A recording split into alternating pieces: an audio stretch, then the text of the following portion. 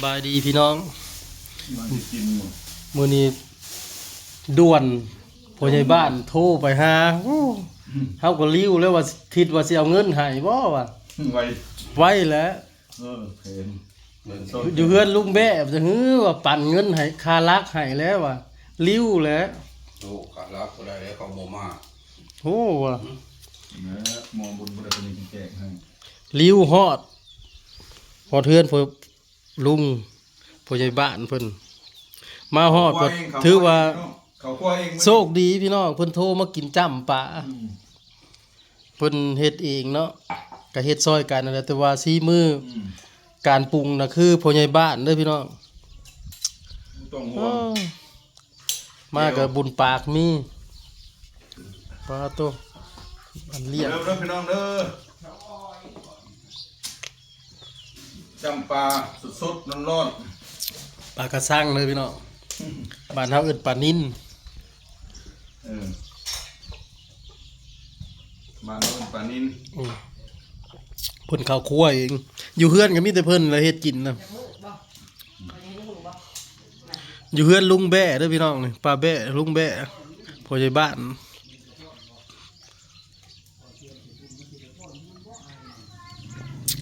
มื้อนี้ง่ายดูพี่น้องง่ายดูหิวข้าวในจักหน่อย เพราะว่ามื้อนี้นะบ้านเฮา เกียม อันน่ะลงวัดเนาะ เกียม เกียม เกียมยัง เกียมซองไปส่งแต่ละบ้านหัวบ้าน จัดงานบุญ เฮาถึก4-5หมู่บ้านว่าซั่นเพิ่นให้ไปส่งน้องนกเขียนโนนชมพู สายเดิม แล้วก็โนนสมบูรณ์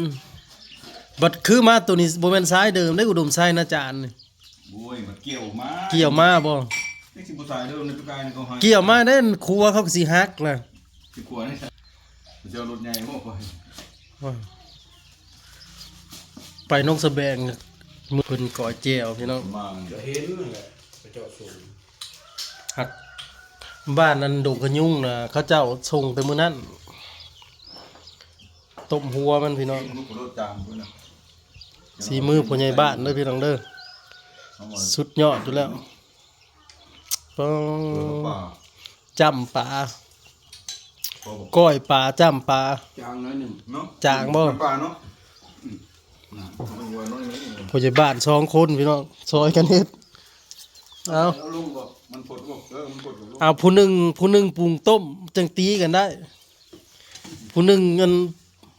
ปรุงจ้ คุม ำ คุมแนวดูหน่อยโอ้ โอ้ใส่ทั้งขนาดมันเลยบ่นี่ เพชร เดินมาโน่ว่ามัน เพชรเป็นคือเพชรใช่ไหม อันนี้อยู่ครัวลุงแบ่เด้อพี่น้องอยู่ครัวผู้บ้านใหญ่ ง่ายดูร้ายมันนี่ เพิ่นโทรมากินจ้ำปลาโอ้อาหารเมนูเที่ยง ปรุงใส่แล้ว ยังมันใส่ยังเล็กนะเกลือเอาใส่ในขนมนี่มันแค่ แบบ ใส่เดือดขางจัดการ ใส่ร้ายผมบอก แล้วมีใส่ร้านเกิดเข้มอยู่นะใส่พวกนวลเนี่ย เค เกลือพระท่านใส่เลย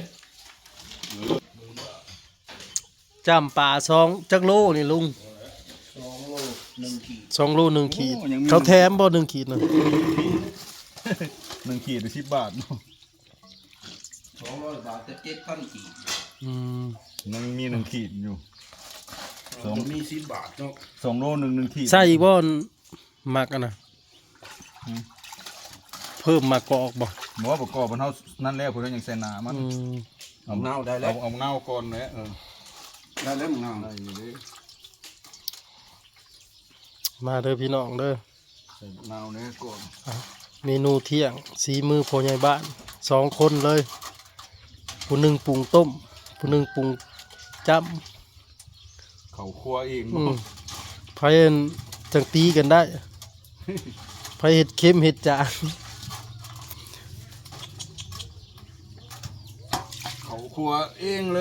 ยบาท ที่บอกหง พ่อบ้าน2 คนเอา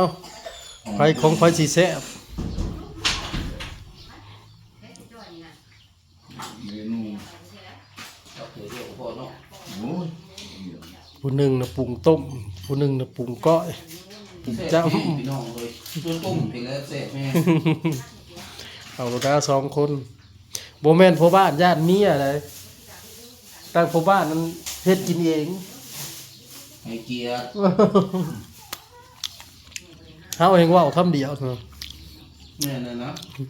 เนื้ออาจจะเป็นเขาเนี่ย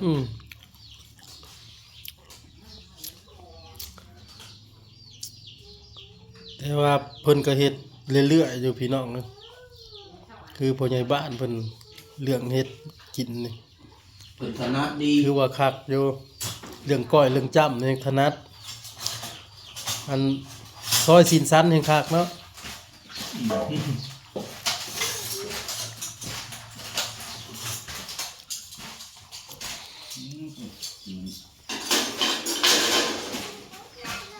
เฮานี่ทาซีมเด้อเพราะว่าเฮาซอยให้แล้วเด้ซ้ำให้แล้วเอ้า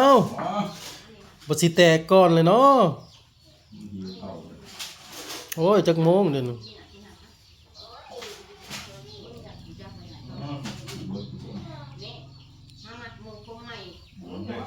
เบิ่งบัดนี้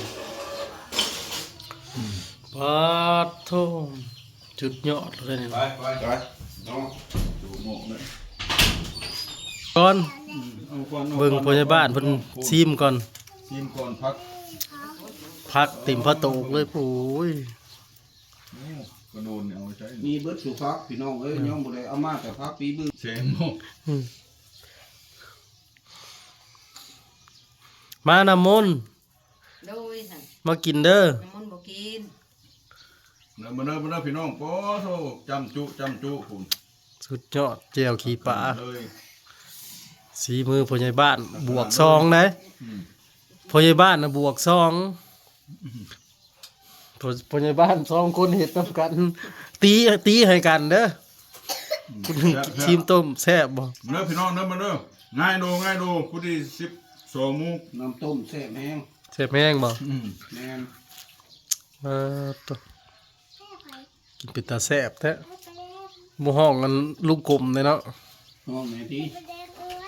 ห้องนี้ ห้องก็ ขอโทษบ่ได้ยินดอก จันไปเฮ็ดงาน อืม มันเฮ็ดมัน มันเฮ็ดบ่ไปชวนข่อยว่านบ่ได้เฮ็ดนะ เล่นตัวบ่เล่นตัว อันนี้ เรื่ ด อ อง กลูกว่าแต่น้ำพอมาไปนี่สิ เอาเขาว่าไปมันกลับมาพวกใหม่บ่นะ เอาปั่นข้าวมาเด้อลูกเด้อให้พ่อปั่นข้าวมาเด้อ ไปเบิ่งบอลไม้ เพิ่นให้เพื่อนไป ปั่นข้าวให้แน่ เพิ่งพร้อมหมอ ปั่นข้าวให้ พูดเอ้า อ่ะมาแม่ป้อนลูกหล่ะมา ติดตามนี่ แต่บ่ทันเข้ามานี่ ได้กินข้าวลูก ผมก็ แม่กินข้าว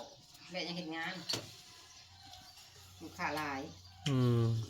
บ่ได้หยุดได้ยั้ง โอ้จนนั้นเขาก็เห็นนั่นนี่โอ้อีพ่อคือไปฮอดพุ่นแล้วสิว่า ห้อยแนวกินเนาะถ้าใส่กระหอดได้แนวไปมันอยู่หมู่เก่า จับอยู่เลย แซ่บๆกินเที่ยงอยู่เฮือนพ่อใหญ่บ้านมื้อนี่ เตรียมงานบุญพี่น้องเลย เชมา เลยสลองเอาปลามาจ้ำก็เฮ็ดกินเองได้ลูกน้องบ่อยู่จักคน เช โทรหาเฮามาด่วนว่าซั่นฮือมาจังเด้วะเฮือนนั่นลุงเด้อว่าซั่นห่วย มากันเบิ่ง บ่มีผู้เผาสวนเด้อว่ะ อย่าลืมเด้อผักเทียมพี่น้องเอ้ย บุญวันที่เท่าไหร่ก็ สิบสอง ที่26เดือน3เนาะ เดือนนี้แหละ ไปใกล้เพิ่น เดือนนี้บ่ เดือน3 ไปใกล้เพิ่นลูก เดือน มา 3 มื้อ เพราะว่า มันหลานนะโอ้ยยาย ผาป่ามาแต่ฝั่งไทยเพิ่นน่ะมา จับของ วันที่ ยาจาก บ้านเฮา อย่าเฮ็ดเนี่ย ถือว่าซุมเฮาก็ต้อนรับเอาเนาะ อยู่ดีๆอยู่ดีๆมานั่งเตียงนี่มามาดูมานั่งเตียงมาเขาเลย มื้อวันที่19นี่ก็ลงไปบุรบัตมันวัด แม่น ปัดกวดหมองใดมันหกกระจูด มันก็ดีกว่า เพื่อบ้านเพิ่นเมืองทานมาเห็นเนาะ กินเบิ่งจับอยากจังง่ายกินกัน คักอยู่บ่เด้นี่ มาเนาะว่าแล้วเบิดปลาเลยเนี่ย เอาแล้วแหละเอาก่อนบ่เบิดด มา อก เบิดละบ่ในชามน่ะ เอา แน่เฮ้ยเบิดไว้แท้ โอ้ย ในชามยัง